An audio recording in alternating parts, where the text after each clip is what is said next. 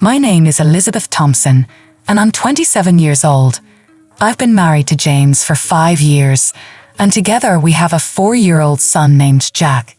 Initially, I worked full-time after our marriage, but now I transitioned to a part-time role at the same workplace where James is employed. James and I began dating due to his persistent pursuit, which eventually led to our marriage. However, things changed after we tied the knot. James, once kind, became domineering, adopting a mentality of complacency once he had caught me.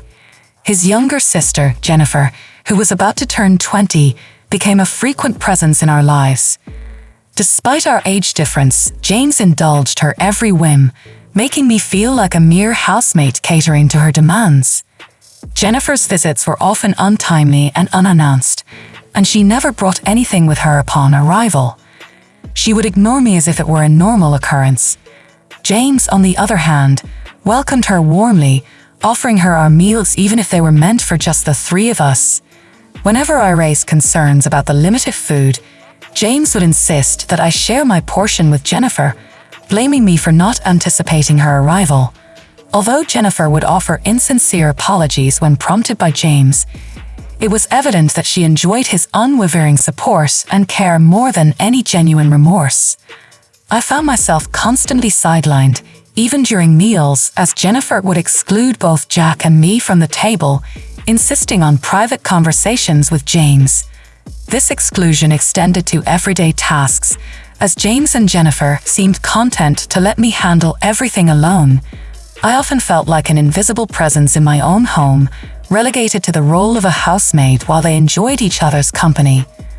One evening, as I was preparing to bathe Jack, James demanded that I fetch a specific dessert from a downtown bakery despite the late hour. When I hesitated, citing Jack's bedtime routine, Jennifer joined in, pressuring me to comply with James's wishes. Fearing further confrontation, I reluctantly agreed, leaving Jack behind as I rushed to fulfill the request. As I stepped out of the house, I overheard James threatening me with divorce if I dared to defy him again, loud enough for Jack to hear. Despite his tender age, Jack's concerned expression mirrored my own fears and frustrations. I fought back tears as I turned to Jack, asking him, "What kind of cake do you want, Jack?" His eyes, cloudy with disappointment, lit up as he replied, "Mommy, I want a cake with lots of apples." We chatted animatedly about cake flavors on our way to the bakery, momentarily distracting me from the hurtful words. Arriving just before closing time, we found the selection limited. Nonetheless, I purchased 2 slices of strawberry sponge cake and 1 slice of the fruit-covered cake Jack desired, eager to fulfill his wish. Back home, I set the cakes on plates and served James and Jennifer before attending to Jack. To my dismay, Jennifer commented, "That cake looks more delicious than Jack's choice." James, without hesitation, swapped Jack's cake for Jennifer's, dismissing Jack's protest. When Jack cried out, James callously stated, "I bought that cake with my own money, so you don't have the right to choose." Enraged by his cruelty, I confronted them, only to be met with James's threat of divorce once again.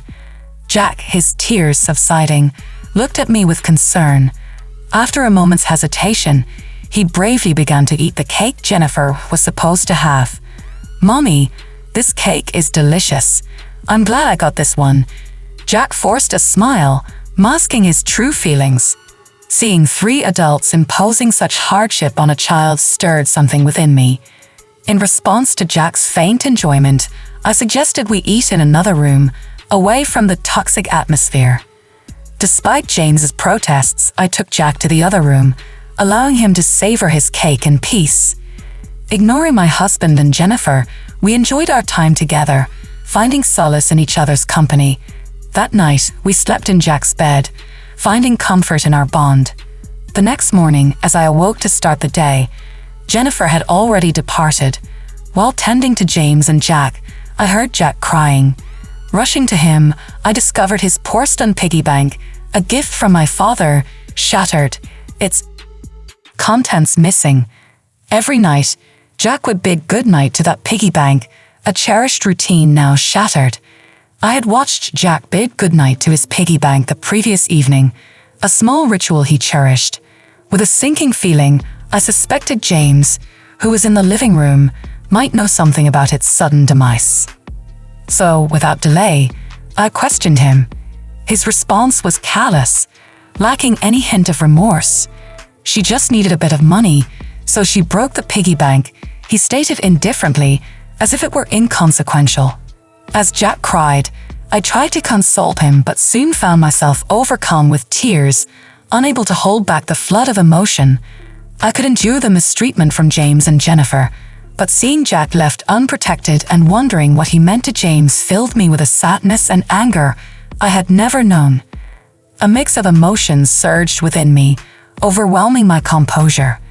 As Jack and I wept, James chided, "Don't make me feel gloomy first thing in the morning," his words laced with irritation.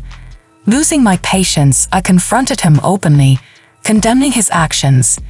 "Don't you think what you did is wrong, even seeing Jack crying like this?" I exclaimed, breaking my resolve to shield Jack from marital discord.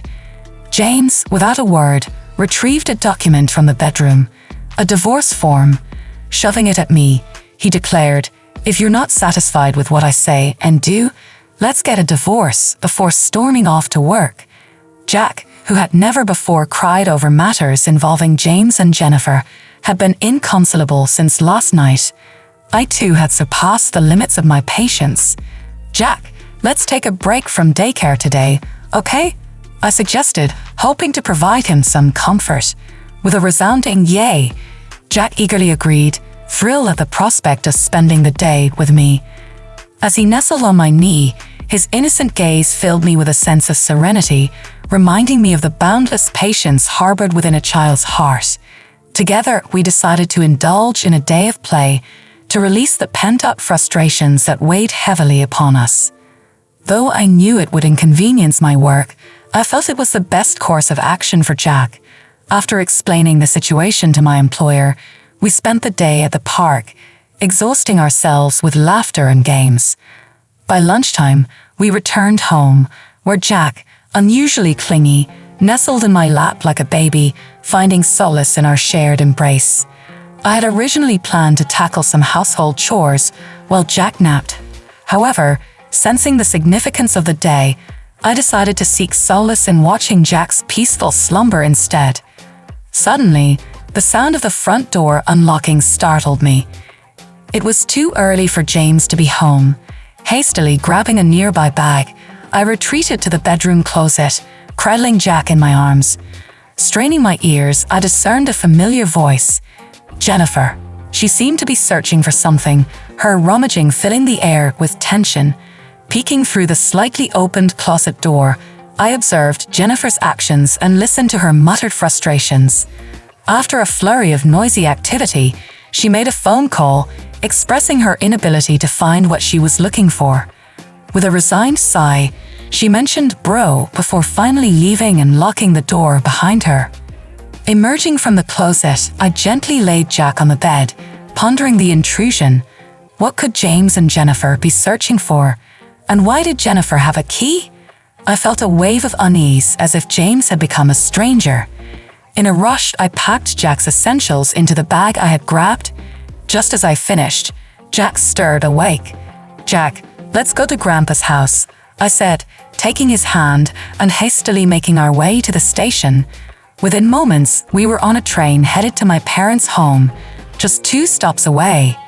Arriving unannounced, my parents were surprised to see us. Jack wasted no time in playing with the family dog, his laughter easing my tension as I explained the unsettling events to my parents. I couldn't shake the feeling of fear that lingered. I wondered if Jennifer's search was for something personal, perhaps my banking card from my single days. I became increasingly convinced that the missing item Jennifer and possibly James were searching for was indeed my banking card from my single days. This suspicion stemmed from the fact that I had once run a successful online shop for handmade goods, which had flourished with the help of friends I'd invited into the business.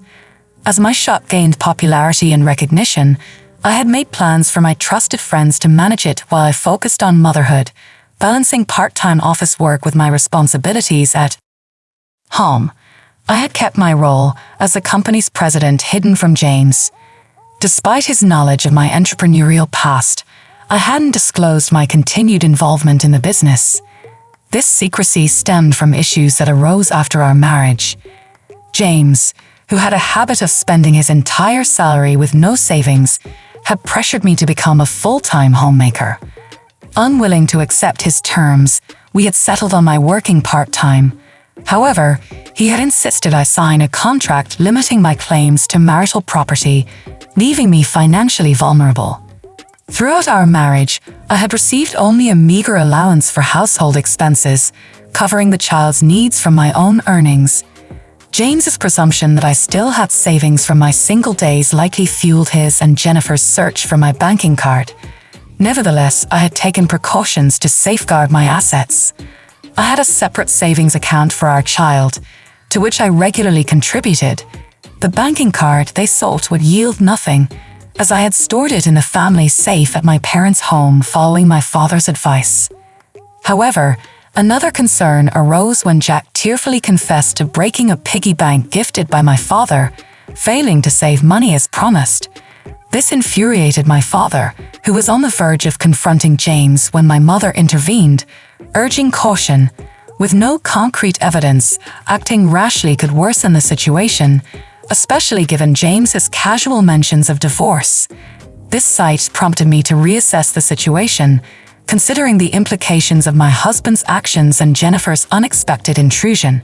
Fearing that James might exploit any perceived wrongdoing on our part to his advantage in the divorce, I made the decision to record their conversation, hoping to uncover their true intentions. In the meantime, my parents sought advice from a trusted family lawyer, a longtime friend of my father. Upon our return home, I began preparing dinner as usual, with my phone discreetly recording the unfolding events. True to expectations, James's first question was about the whereabouts of the banking card. When I pressed for an explanation, the conversation quickly escalated. He grew visibly agitated, demanding all my part-time earnings, citing my sister's supposed troubles as justification. Refusing to comply, I explained that I was saving for our child's future. In response, James thrust divorce papers at me, accusing me of arrogance and implying his sister's importance over Jack's well-being. Silently, I halted my dinner preparations, stashing the divorce papers in the bag I had packed earlier. Taking Jack's hand, I headed for the door, ignoring James's ultimatum. He warned me not to return, emphasizing his seriousness about the divorce. Citing his discomfort with Jennifer's unrestricted access to our home, I left behind the familiarity of our home.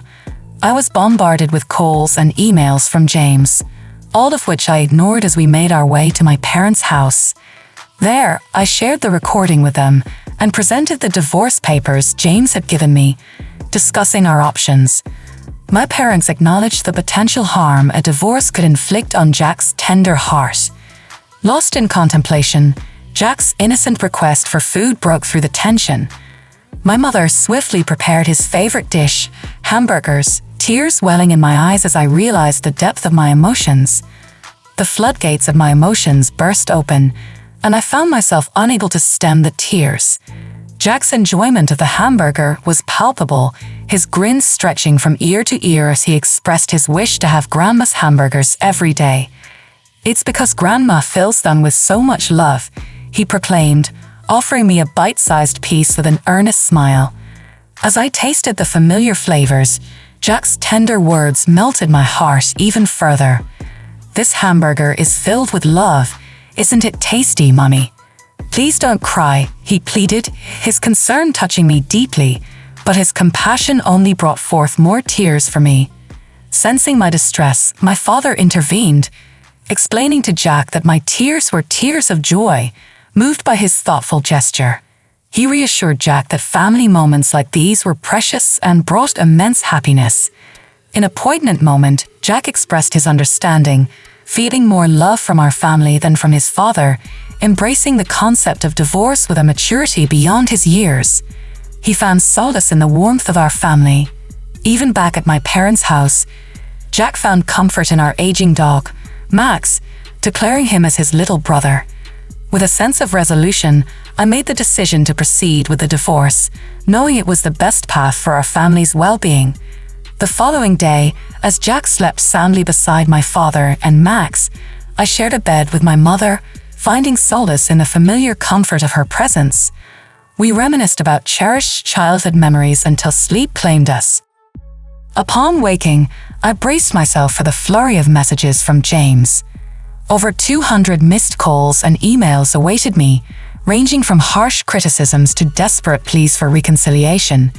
Despite the uncertainty, I remained steadfast in my decision to prioritize the happiness and stability of our family.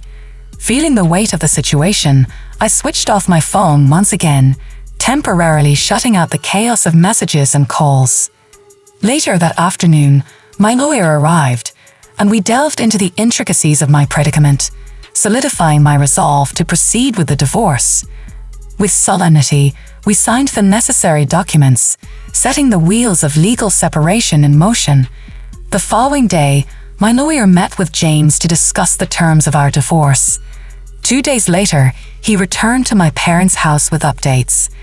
The outcome was revealing and disheartening.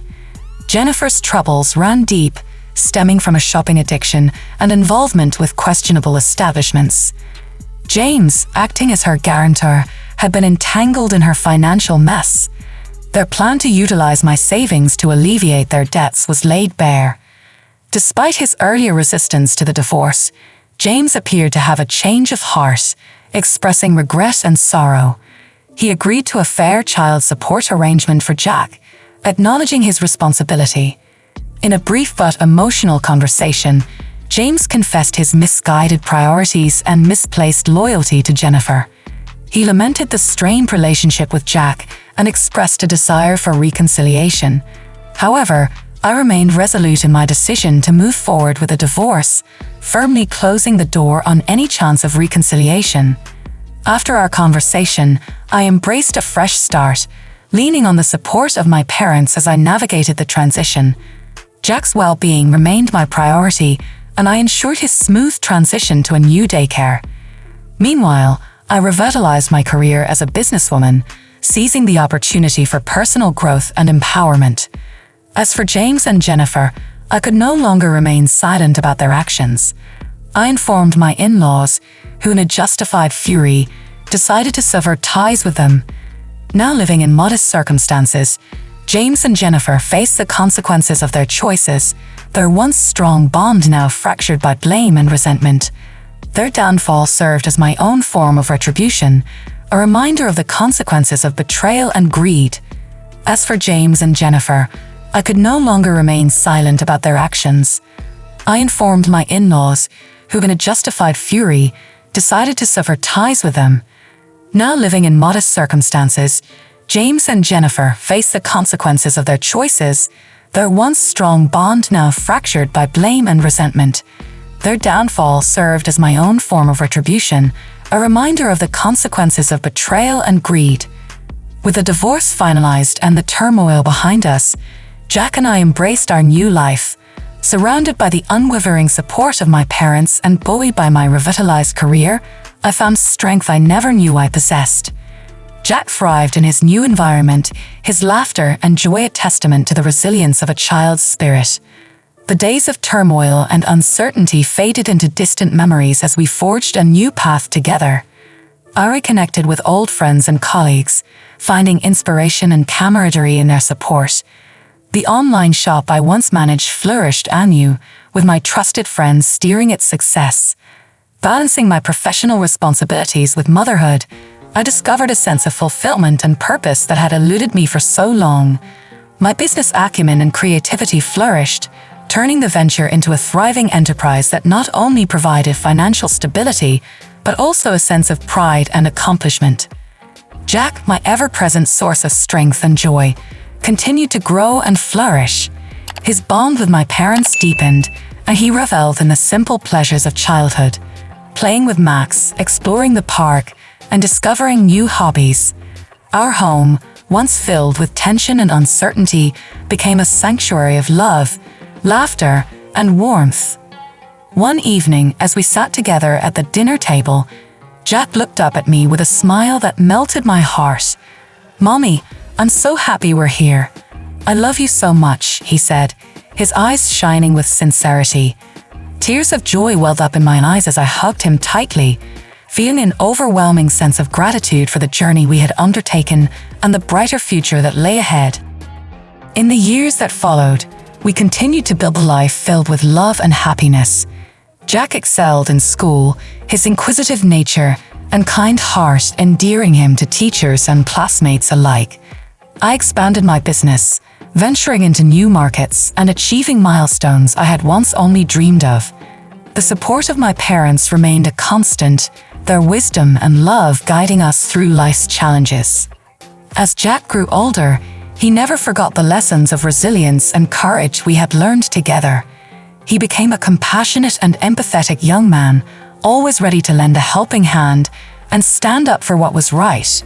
Our bond, forged in adversity, only grew stronger with time. Looking back on the journey, I realized that the trials we faced had not broken us, but had instead forged an unbreakable bond. We had emerged from the storm stronger, wiser, and more resilient, ready to face whatever challenges the future might hold. Our story was one of perseverance, love, and the unwavering belief that, no matter the obstacles, we could build a life of joy and fulfillment. As the sun set on another beautiful day, I held Jack close, knowing that we had not just survived but had truly thrived. Our journey had been difficult, but it had led us to a place of peace and happiness that we cherished every single day. And in that moment, I knew that we were exactly where we were meant to be, together, stronger than ever, and ready to embrace the future with open hearts and unshakable faith. The story of Elizabeth Thompson is one of resilience and transformation. Initially, Elizabeth endures a marriage marked by domination and neglect. Her husband, James, who once pursued her relentlessly, becomes complacent and controlling after their marriage.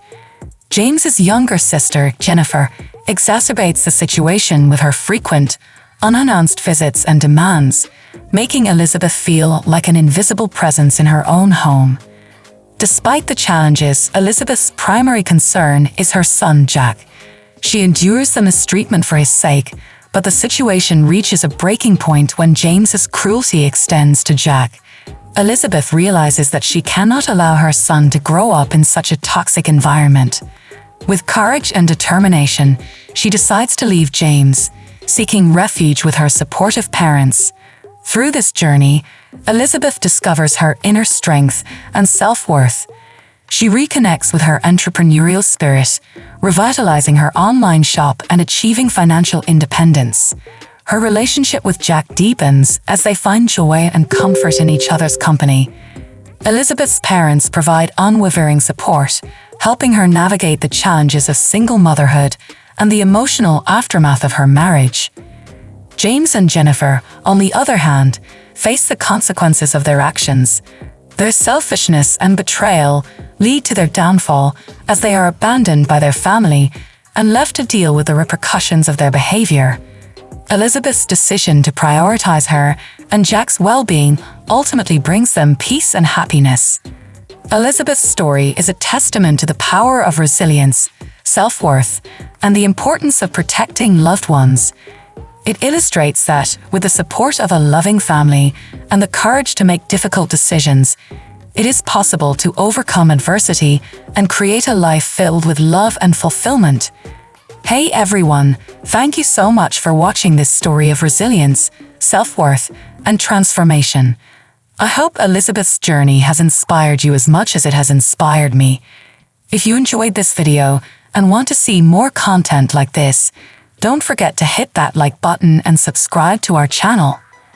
Also, turn on the notification bell so you never miss an update.